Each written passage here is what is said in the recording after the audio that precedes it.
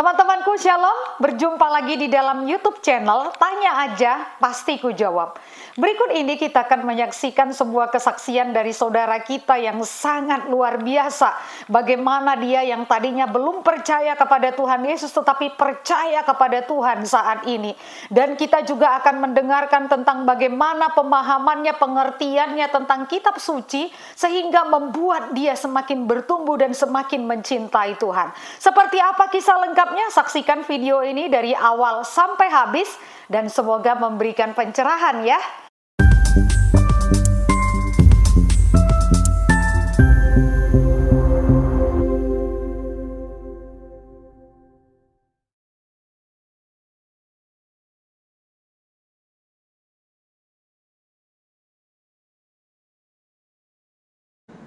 Ya, salam kawan-kawan. Kembali lagi ya bersama saya. Nama saya Wisnu, saya orang Murtadin. Saya bangga murtad. Jangan takut murtad dan ikut Yesus Kristus, Allah yang benar. Allah yang benar adalah Allah yang menyelamatkan, bukan Allah yang menyesatkan. Kabar baik harus kita beritakan, kebenaran harus kita nyatakan. Keselamatan yang kita terima harus kita ceritakan, agar semua orang selamat seperti apa yang sudah kita dapatkan. Keselamatan yang pasti kita dapatkan. Dan saya mau berterima kasih untuk Pak Yusuf yang telah memberikan saya kesempatan untuk memberikan tempat berbagi kesaksian perjalanan iman saya, mengenal kekristenan, mengenal Yesus Kristus adalah Tuhan Juru Selamat umat manusia. Mungkin itu saja kesaksian saya ini ya, mungkin sudah banyak ya yang mendengar kesaksian saya mungkin di channel lain. Tapi saya di sini akan memberikan sedikit kesaksian saya ya, dan tentang pengenalan akan Tuhan Yesus Kristus. Mari kita mulai. Oke, saya lahir dari keluarga Muslim. Ayah dan ibu saya sekarang sudah meninggal ya, dan saya 3 bersaudara, 3 saudara kandung. Saya anak yang terakhir, anak bontot tentunya. Saya bukan seorang yang lulusan pesantren. Saya dididik agama seperti hal layaknya orang Islam yang ada di kampung saya. Disuruh ngaji tiap sore dan disuruh sholat sama orang tua seperti biasalah. Saya kalau bisa dibilang ya orang Islam yang biasa saja, bukan seorang yang fanatik tentang agama dan tidak pernah terfikirkan tentang agama lain. Yang saya tahu dulu, agama saya dulu ya agama yang benar. Di luar agama saya yaitu ya sesat, kafir, masuk neraka. Itulah yang didoktrin pada diri saya. Saya menjadi orang Kristen lewat istri saya. Istri saya adalah seorang janda, anak 4. Istri saya adalah seorang yang lahir dari keluarga Kristen, lalu beliau mualaf masuk Islam karena pernikahan ya. Di dalam pernikahannya dengan suaminya yang dulu, beliau mendapatkan KDRT, poligami dan lain sebagainya, hingga akhirnya istri saya bercerai dengan suaminya yang dulu ya, yaitu beragama Islam. Waktu itu saya kenal dengan istri saya melalui media sosial. Istri saya seorang janda, bukan seorang janda yang kaya ya, ataupun seorang yang berkelebihan. Orang yang berekonominya ya sangat biasa saja. Waktu jalan bareng sama saya saja, bajunya itu ya pakai peniti kancingnya, sangat miris lah lihat keadaannya. Dengan anak 4, dengan hidup yang ya dengan orang tuanya yang cuma tinggal ibunya saja, orang tuanya juga yang sudah ditinggal mati oleh suaminya, hanya mengandalkan hidup dengan berdagang ibunya istri saya ya, di warung pinggir jalan. Pertama kali saya kenal istri saya ini orang yang tidak benar di mata Tuhan. Perilaku saya sangat buruk, hidup saya sangat amburadul lah bisa dibilang ya. Sangat dekat dengan kehidupan yang tidak berkenan di hadapan Tuhan. Di pikiran saya dulu mengenal istri saya hanya pengen enaknya saja. Sebenarnya sebelum saya kenal istri saya ini sudah punya pacar. Pacar saya ini ya orang Kristen juga, orang Pekalongan. yang dekat dengan kampung saya. Beliau ingin mualaf masuk Islam, tapi waktu itu saya berkata, ya sudahlah, gampang, itu kita jalani saja dulu. Singkat cerita, akhirnya kami putus hubungan dengan pacar saya yang Kristen, ingin mualaf masuk Islam. Waktu itu kan saya keadaannya masih Islam kan.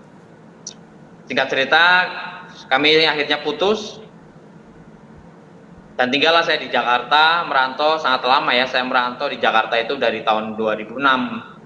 Saya kerja di konveksi celana jeans, sampai sekarang saya pun masih kerja bikin celana jeans ya.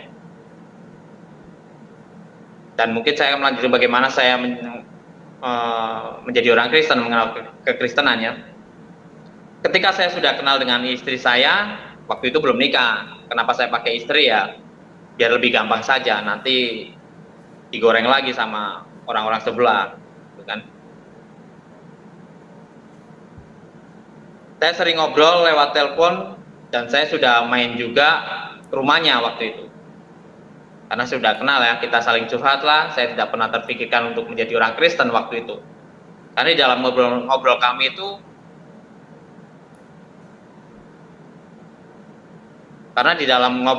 kami itu, tidak pernah istri saya berbicara tentang agama. Hingga berjalannya waktu, karena istri saya ini sudah lama tidak ke gereja ya, sudah 14 tahun lebih, karena pernikahan dengan suaminya yang dulu, disuruhlah istri saya ke gereja oleh orang tuanya. Nah, ketika istri saya disuruh orang tuanya untuk ke gereja, istri saya ngajak saya untuk menemani bareng ke gereja. Disitulah saya sangat kaget. Saya ini kan orang Islam, mengapa saya harus ke gereja? Sebenarnya secara manusiawi, gampanglah, tinggalin saja. Ngapain saya ke gereja? Yang ngajak pun bisa dibilang, siapa sih dia? Saya kan sama dia itu mengenal dia cuma pengen enaknya saja. Ngapain saya harus ke gereja segala, gitu. Secara manusiawi ya gampang, tinggalin saja begitu ya. Tapi di situ ada guncangan batin saya, membuat batin saya tidak tenang, membuat batin saya kacau. Hingga akhirnya aku bawa doa kepada Tuhan saya dulu ya. Saya berdoa, ya Allah, tolong selamatkan saya, karena saya tidak mau masuk ke gereja. Dan saya percaya Engkau Tuhan yang Maha Kuasa, Engkau sanggup mengubah jalannya untuk saya tidak pergi gereja. Dan saya benar-benar, saya bawa doa. Saya percaya dulu bahwa Tuhan saya dulu memang benar-benar Maha Kuasa begitu kan. Bisa membolak-balikan manusia seperti itu. Dan bisa bikin saya akhirnya menolak dengan cara apapun, hadirlah di dalam kehidupan saya. Kasihlah solusi. Saya meminta benar-benar gitu kan. Selama seminggu batin saya sangat kacau, kerja pun pikiran nggak tenang. Siang malam, waktu mau tidur pun nggak tenang ya. Karena saya tidak mau ke gereja, batin saya itu tidak mau ke gereja. Karena itu bertentangan dengan iman saya dulu. Karena bagi saya gereja itu adalah tempat kesesatan, musyrik. Saya zikir terus kulakukan apa yang saya bisa waktu itu. Benar-benar kacau gitu batin saya. Hingga akhirnya aku bawa dalam doa. Saya zikir setiap malam. Tiap kerja pun saya melakukan itu. Saya zikir dengan keadaan apapun. Kalau emang guncangan batin ini itu berasa banget gitu. Kerja pun jadi nggak tenang begitu. Akhirnya saya berdoa, saya zikir. Subhanallah, subhanallah, subhanallah, aku lakukan terus. Allahu Akbar, Allahu Akbar, Allahu Akbar. Saya terus lakukan. Dan saya terus melakukan juga. Bersahadat itu kulakukan terus. Asyhadu an la ilaha illallah wa asyhadu anna Muhammadar Rasulullah. Terus kulakukan. Karena saya benar-benar tidak mau waktu itu. Bertentangan dengan iman saya.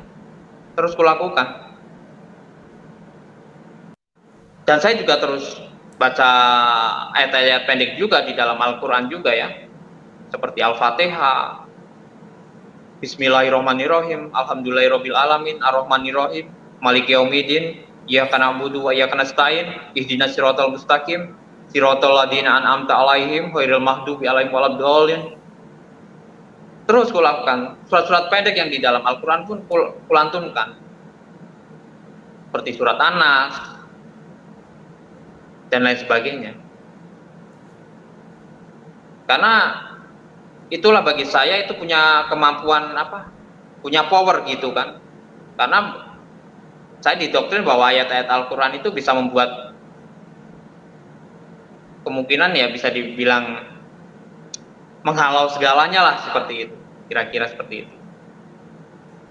Dan bisa menghadirkan Tuhan di kehidupan kita. Dan hingga akhirnya saya tidak pernah merasakan pertolongan dari Tuhan saya dulu. Di dalam kesungguh-sungguhan saya minta pertolongan kepada Tuhan saya dulu. Tidak pernah kurasakan kehadirannya, bahwa Dia menyertaiku. Akhirnya pergilah saya ke gereja. Pertama kali saya ke gereja, saya sangat bingung dan saya sangat hambar ya. Karena ibadah di dalam gereja sama ibadah tempat saya ibadah dulu kan berbeda. Ibadah agama saya dulu ya seperti orang jongkak-jongkok, nunggang-nungging ya. Kalau di dalam gereja ya nyanyi-nyanyi, itu sangat hambar karena baru pertama kali saya masuk gereja waktu itu. Dan saya menjadi orang Kristen tidak ada yang menginjili saya dan mengajari saya tentang iman Kristen. Saya mencari kebenaran ke sana kemari lewat radio RPK, lewat khotbah pendeta, ke gereja sana, ke gereja sini, pindah-pindah gereja ke sana kemari. Saya mempelajari tentang siapa sih Yesus. Saya tahu bahwa Yesus itu adalah Tuhannya umat Kristen.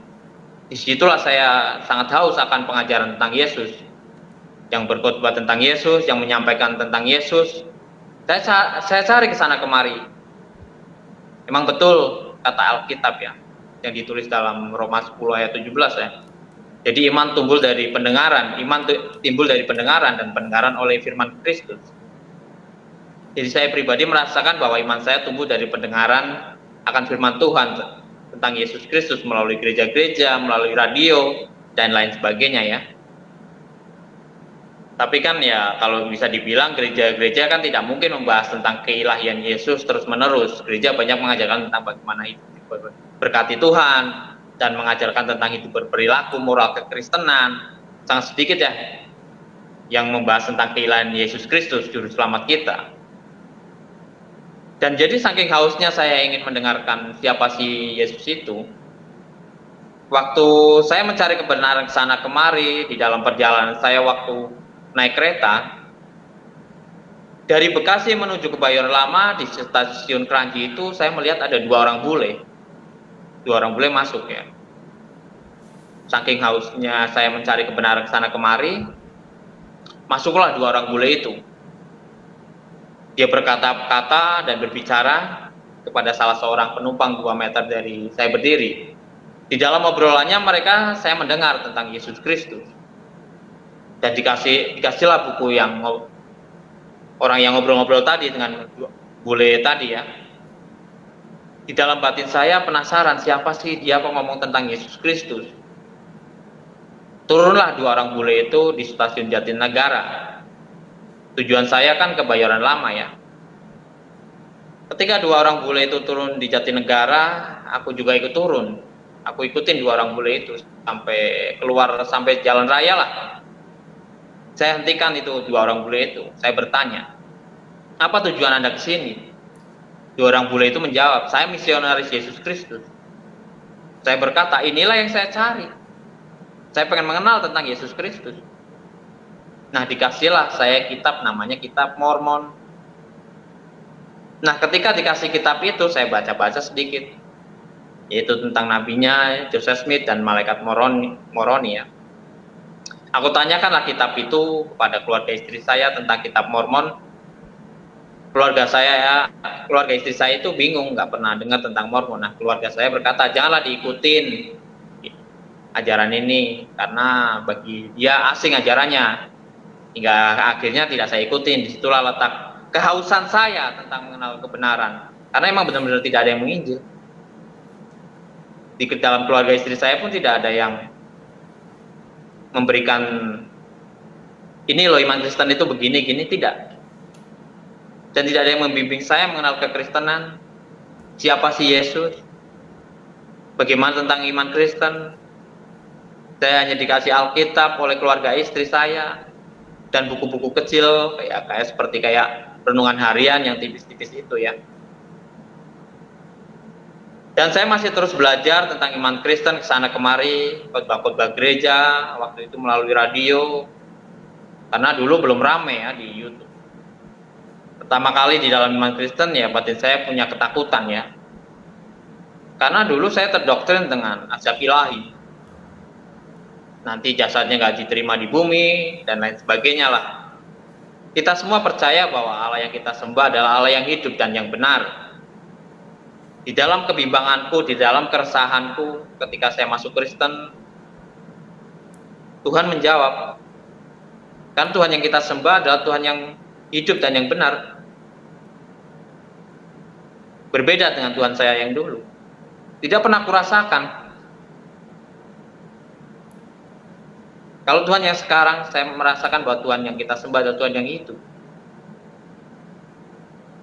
Jadi dia mampu berbicara kepada umat. Dan Tuhan menjawab di dalam hati saya.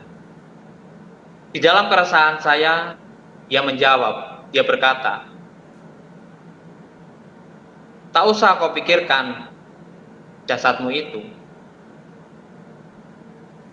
tapi jiwamu pasti akan kuselamatkan, dan tubuhmu akan kuganti tubuh yang baru. Jasadmu itu tak usah kau pikirkan, mau disenderin di bawah pohon pisang, mau dibuang ke kali, ataupun dibakar, engkau pasti akan kuselamatkan. Itulah luar biasanya iman Kristen, dan itu nyata, benar-benar nyata, karena itu pergumulan keresahan batinku waktu itu ya. Dan di dalam pergumulan batinku, Tuhan benar-benar menjawab di dalam hati saya, untuk saya tidak ragu mengikuti dia. Dan Alkitab mengatakan, hidup bagi Kristus, mati adalah keuntungan. Tidak ada kerugian hidup di dalam Yesus. Hidup untung, mati pun untung. Dan keselamatan itu pasti, bukan mudah-mudahan ataupun insya Allah, melainkan pasti. Singkat cerita, akhirnya kami sudah mau nikah. Dan saya pun minta restu kepada orang tua saya. Sebelum saya minta restu, saya sangat khawatir, sangat bimbang ya. Nanti apa tanggapan keluarga saya, tanggapan tangga saya ketika saya mendengar saya menjadi orang Kristen ya. Bagaimana nanti tanggapan ibu saya ketika saya menjadi orang Kristen, saya mau menikah dengan orang Kristen. Di dalam kekhawatiran saya bawa dalam doa, Tuhan tolong, kiranya ketika saya minta restu kepada orang tuaku diberikan kelancaran. Tapi benar-benar batin saya juga kacau juga waktu mau meminta izin kepada orang tua saya. Minta izinlah saya sama orang tua. Mak, saya kan sekarang sudah punya pacar, dan sekarang saya sudah mau menikah, Mak. Sudah punya pacar, dan sekarang saya sudah pengen menikah lah. Dan pacar saya ini orang Kristen, Mak. Ibu saya menjawab, ya nggak apa-apa, nanti dia juga ikut menjadi orang Islam. Ibu saya menjawab seperti itu. Saya bilang, enggak Mak, saya mau jadi orang Kristen. Loh, kok bisa? Saya jawab, ya Mak, saya nyaman dan damai.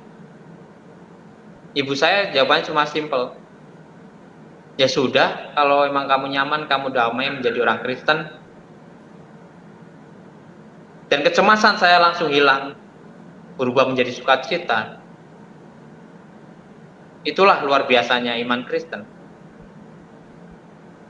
Pertolongan Tuhan itu sangat nyata, sangat dekat di dalam kehidupan kita. Kecemasan saya langsung hilang, berubah menjadi sukacita. dan akhirnya kami menikah. Keluarga saya pada datang dari kampung dan datang juga ke gereja setelah menikah. Tinggal dikontrakan ya, bisa dibilang satu petak lah di Jakarta dengan hidup seadanya, dengan menghidupi 4 orang anak dari istri saya. Dengan saya juga bukan orang dari keluarga orang yang kaya, hidup pas-pasan, hanya kulit tukang jahit. Tapi saya percaya bahwa Tuhan yang saya sembah adalah Tuhan yang hidup. Dia mampu berkarya kepada diri saya. Dengan hidup seadanya di dalam kesederhanaan kami percaya ya, Tuhan kami adalah Tuhan yang penolong. Kami tidur dengan kasur lantai tipis lah. Masak air pun pakai teko yang colokin listrik.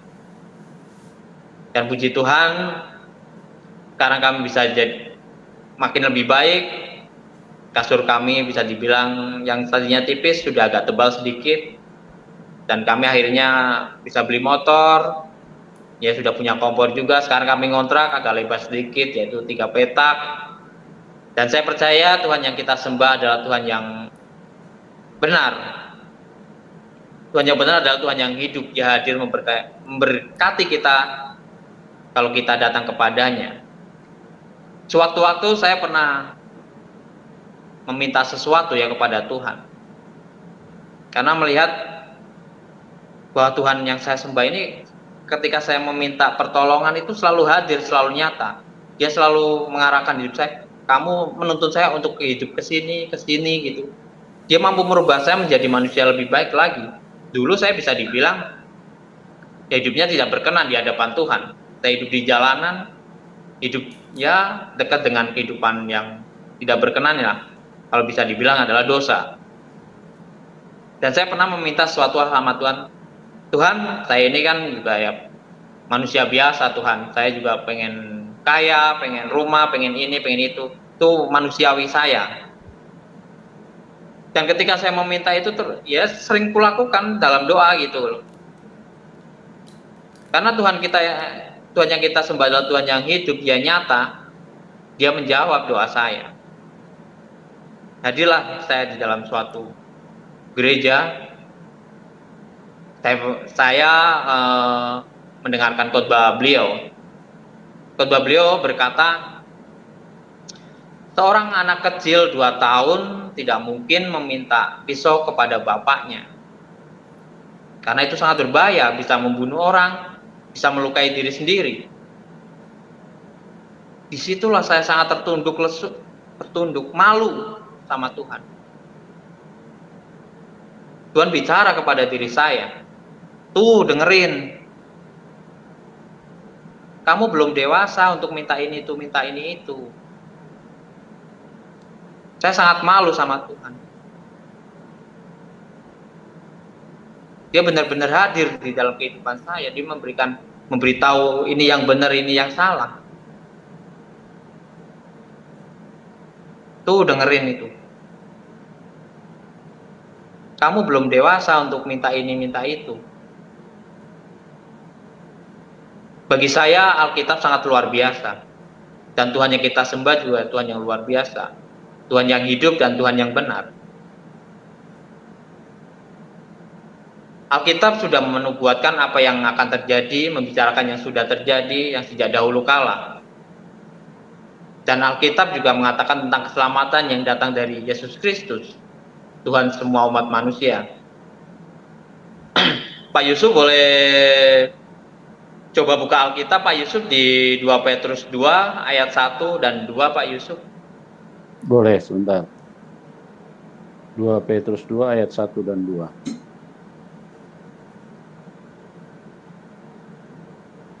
Ayat 1 dan 2. Sebentar ya, kita share screen dulu. Oke, Pak Yusuf.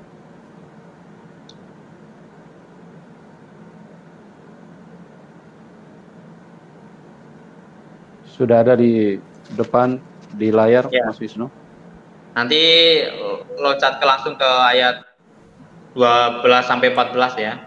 1 2 ntar loncat ke 12 14 saja ya. Saya akan mengutip ayat Alkitab tentang nasihat akan datangnya nabi-nabi palsu dan guru-guru palsu dinubuatkan di dalam Alkitab. Makanya Alkitab bagi saya sangat luar biasa. 2 Petrus 2 ayat 2, ayat 1 dan 2 ya. Nanti lanjut ke 12 dan 14 karena itu intinya ya. Menurut saya itu intinya. Mari kita baca. Sebagaimana nabi-nabi palsu dahulu tampil di tengah-tengah umat Allah, demikian pula di antara kamu akan ada guru-guru palsu. Mereka akan memasukkan pengajaran-pengajaran sesat yang membinasakan, bahkan mereka akan menyangkal penguasa yang telah menebus mereka. Ciri-ciri nabi palsu adalah guru-guru palsu adalah menyangkal Yesus sang penebus. Jadi jika ada orang yang menyangkal tentang penebusan dosa, kemungkinan itulah nabi palsu itu ya. Lanjut kita baca. Dan dengan jalan demikian segera mendatangkan kebinasaan atas diri mereka. Banyak orang akan mengikuti cara hidup mereka, dikuasai hawa nafsu. Nih, orang yang doyan kawin pasti dikuasai dengan hawa nafsu itu. Dan karena mereka jalan kebenaran akan dihujat. Mereka akan menghujat jalan kebenaran itu, yaitu Yesus. Saya mau mengatakan, ayo siapa yang menghujat Yesus? Kita tahulah umat mana yang suka menghujat Yesus. Tetapi mereka itu sama dengan hewan yang tidak berakal. Dengan binatang yang hanya dilahirkan untuk ditangkap, dimusnahkan. Mereka menghujat apa yang tidak mereka ketahui, sehingga mereka oleh perbuatan mereka, jahat mereka sendiri akan binasa seperti binatang liar. Itu udah lanjut Pak, Yusuf 12 sampai 13 ya. Dan akan mengalami nasib buruk sebagaimana upah kejahatan mereka. Berfoya-foya, siang hari mereka menganggap kenikmatan mereka adalah kotoran dan noda yang mabuk dalam hawa nafsu mereka. Kalau mereka duduk makan dan minum bersama-sama dengan kamu, mata mereka penuh dengan zina dan mereka tidak pernah jemu berbuat dosa. Nah, itu benar. Orang-orang yang mengatakan orang Kristen suka pakaian seksi-seksi itulah orangnya. Mata mereka penuh dengan nafsu dan zina. Mereka memikat orang-orang yang lemah. Kita umat Kristen kuatkanlah iman kita agar kita tidak terpikat. Hati mereka telah terlatih dalam keserakahan. Mereka adalah orang-orang yang terkutuk. Maka dari itu inilah nubuat akan datang. Nah, inilah ciri-cirinya menurut saya ya. Dan kita sebagai umat Kristen kuatkanlah iman kita di dalam Tuhan kita Yesus Kristus. Mungkin sudah cukup Pak Yusuf. Ya, agar baik. Kita tidak dapat terpikat oleh mereka hingga akhirnya kita binasa ya. Tidak beroleh keselamatan, melainkan kita beroleh kesesatan dan kebinasaan. Karena kita mengikuti jalan mereka, jalan nabi palsu dan guru palsu. Karena di situ dikatakan akan datang, berarti kan belum datang waktu penulisan itu. Itulah kriterianya. Mengapa saya harus percaya kepada Yesus Kristus adalah Tuhan Juru Selamat umat manusia? Ya saya sendiri mungkin mau mengatakan ya, saya adalah orang baru di dalam kekristenan ya. Saya di sini hanya berbagi kesaksian iman di dalam mengenal Tuhan kita Yesus Kristus, Tuhan untuk semua umat manusia dan Tuhan Juru Selamat umat manusia. Jadi saya di sini bukan untuk mengajar orang-orang Kristen yang sudah lama menjadi orang Kristen ataupun sejak lahir dari Kristen, ataupun orang-orang hebat di dalam iman Kristen. Jadi kalau saya ada salah di dalam menyampaikan tentang pengalaman saya belajar Alkitab, mengenal Tuhan Yesus Kristus, mohon untuk nasihati saya, karena saya orang yang masih baru mengenal kekristenan. Ya saya salah mengutip ayat Alkitab, dan pengalaman saya belajar Alkitab yang saya sampaikan hari ini, mungkin kalau ada salah ngutip, salah, mohon untuk menegur saya, nasihati saya. Mungkin ya untuk kawan-kawan semua, inilah perjalanan saya, bagaimana saya pengalaman saya, pergumulan saya mengenal Tuhan Yesus Kristus, dan saya di sini tidak membawa institusi gereja manapun atau denominasi gereja manapun. Saya hanya memberitakan kabar baik, sukacita yang saya dapatkan beriman kepada Tuhan kita Yesus Kristus. Dan di sini saya percaya bahwa orang-orang Kristen itu ya pastinya percaya akan adanya Tuhan ya. Saya akan mau bertanya kepada orang-orang di luar kekristenan. Di dalam Kristen saya percaya bahwa kita percaya akan adanya Tuhan, dan Tuhan kita adalah Tuhan Juru Selamat umat manusia. Mungkin pertanyaannya, apakah Anda percaya Tuhan itu ada? Kalau saya pribadi, saya percaya Tuhan itu ada. Mengapa saya percaya Tuhan itu ada? Saya percaya bumi dan langit ini terjadi begitu saja. Yang pasti ada penciptanya ya. Ada yang memulainya. Saya akan memberikan contoh ketika saya keluar rumah, saya melihat kotoran sapi, pastinya ada sapi lewat depan rumah saya, ataupun orang yang membuang kotoran sapi di depan rumah saya. Jadi kotoran sapi di depan rumah saya tidak mungkin dengan adanya sendiri ya. Mungkin ada dengan sendirinya. Pasti ada sapi yang lewat depan rumah saya, ataupun orang yang membuat kotoran sapi di depan rumah saya. Jadi saya percaya bahwa bumi dan langit ini pasti ada sang penciptanya, tidak mungkin terjadi dengan sendirinya. Dan saya percaya Tuhanlah kreator sang pencipta itu. Inilah dasar iman yang pertama yang saya percayai tentang adanya Tuhan itu. Nah, disinilah saya mau mengatakan kriteria Tuhan mana yang benar, Tuhan mana yang tidak patut untuk diikuti. Saya memulai dari ini. Bagaimana saya mengenal Tuhan yang benar? Di bumi ini setiap manusia memiliki Tuhan yang berbeda-beda, mempunyai agama yang berbeda-beda. Dan bagi saya Tuhan yang benar adalah Tuhan yang hidup, bukan Tuhan yang mati. Tuhan yang mati artinya yang seperti benda mati ya, seperti batu. Dia sosoknya ada tapi batu. Batu itu tidak maha hadir. Kita bisa merasakan dia ada. Kalau kita dekat dengan batu itu dan menciumnya dan berkata, Tuhan, saya datang memenuhi panggilanmu. Kalau ibadahnya pun menyembah pada batu itu. Dalam menyembahnya pastinya ya batu itu, karena batu itu ya sosoknya ya seperti batu. Kalau kita percayakan Tuhan yang benar adalah Tuhan yang hidup, bukan Tuhan yang mati.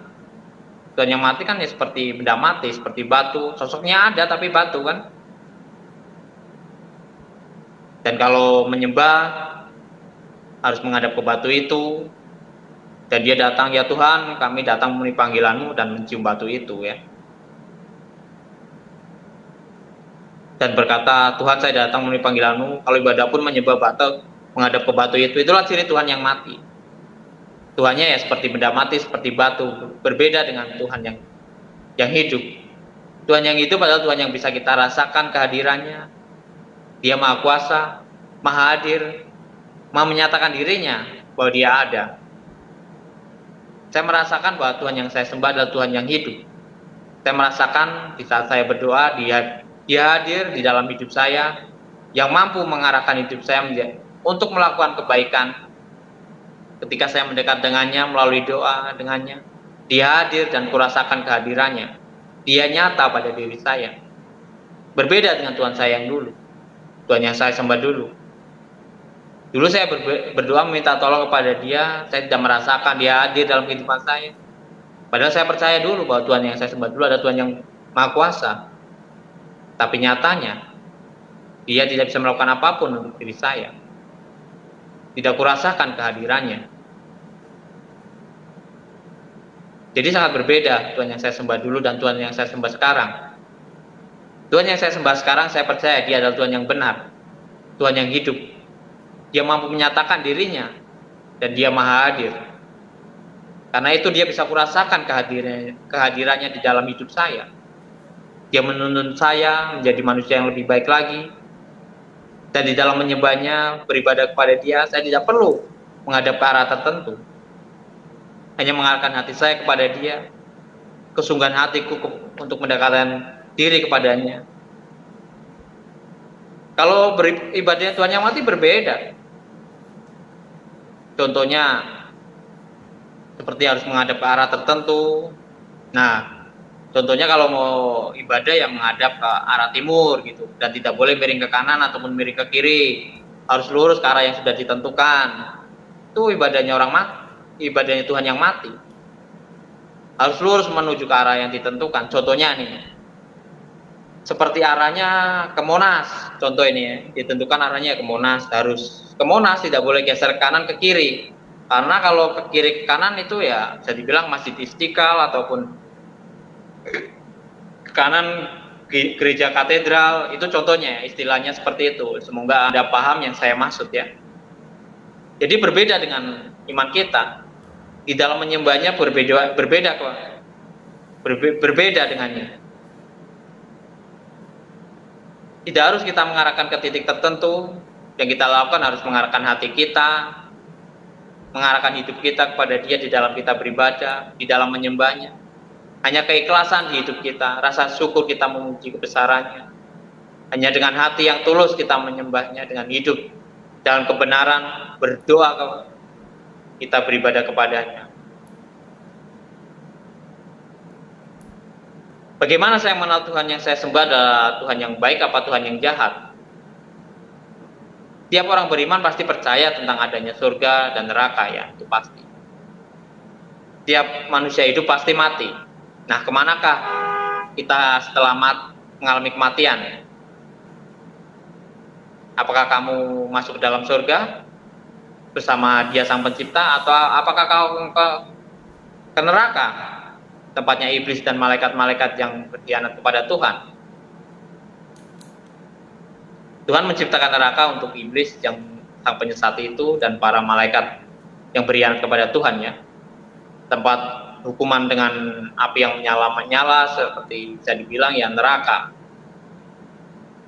Saya percaya bahwa Tuhan menciptakan manusia untuk tidak binasa, untuk tidak masuk ke dalam neraka, tempat api yang menyala-nyala.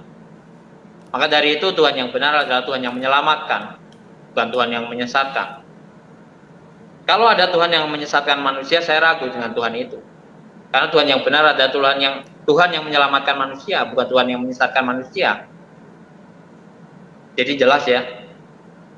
Di dalam iman saya, iman Kristen, bahwa Tuhan yang saya sembah, yang saya imani, menginginkan bahwa Tuhan yang setiap manusia, setiap orang tidak binasa, melainkan beroleh hidup yang kekal bersama-samanya di surga. Kitab suci kami orang Kristen mengatakan di dalam Yohanes 3 ayat 16, Yesus berkata, karena begitu besar kasih Allah ke dunia ini, sehingga Ia mengaruniakan anaknya yang tunggal, supaya setiap manusia yang percaya kepada-Nya tidak binasa, melainkan beroleh hidup yang kekal. Jadi Allah menyediakan keselamatan bagi setiap orang yang ingin selamat. Solusinya Anda harus percaya kepada Yesus Kristus. Anda tidak akan binasa, melainkan beroleh hidup yang kekal. Ini yang sering jadi banyak pertanyaan kepada orang banyak ya. Lalu mengapa Alkitab menuliskan bahwa Yesus digelar sebagai anaknya, anak Allah? Apakah Allah itu beranak? Jawaban saya, umat Kristen tidak pernah terfikirkan bahwa Allah itu beranak dan diperanakan. Jadi fitnah itu salah. Saya dulu di dalam Muslim pun ya, yang saya merasa bahwa orang Kristen itu Tuhannya beranak. Lalu bagaimana dengan Yesus disebut anak Allah? Istilah anak Allah ditujukan kepada Yesus ya berarti Yesus sama dengan Allah. Yesus sehakikat dengan Allah, Sang Pencipta itu sendiri. Ketika saya mengatakan kepada kamu adalah anak manusia, pastinya kamu manusia. Dan bukan anak binatang yang adalah binatang. Jadi jelas ya mengapa Yesus disebut anak Allah. Yohanes 1 ayat 1, pada mulanya adalah firman, firman itu bersama-sama dengan Allah. Dan firman itu adalah Allah. Firman Allah yang adalah Allah telah menjadi manusia. Yohanes 1 ayat 14. Dan lagi 1 Timotius 3 ayat 16, karena begitu besar kasih Allah ke dunia ini. Oh bukan. Jadi 1 Timotius 3 ayat 16 itu berkata, Dia yang menyatakan dirinya dalam rupa manusia. Jadi Yesus adalah firman Allah yang adalah Allah telah menjadi manusia. Dan dia yang telah menyatakan dirinya dalam rupa manusia. Itulah luar biasanya iman Kristen. Jadi waktu dulu saya menjadi orang Kristen, saya pernah bertanya kepada orang-orang banyak. Karena dulu banyak orang mengatakan kepada saya, sesat, kafir, masuk neraka. Dan saya bertanya kepada mereka, siapakah yang menyesatkan saya? Tuhanlah yang menyesatkan kamu. Saya sangat kaget. Tuhan macam apa seperti itu? Karena setiap manusia itu ingin selamat, bukan untuk disesatkan. Tuhan yang benar itu menyelamatkan, bukan menyesatkan. Dan saya bangga ketika saya meninggalkan agama saya dulu dan ikut Yesus Kristus. Karena bagi saya Tuhan itu yang menyelamatkan, bukan menyesatkan. Dengan itu saya percaya bahwa Tuhan yang saya sembah adalah Tuhan yang benar.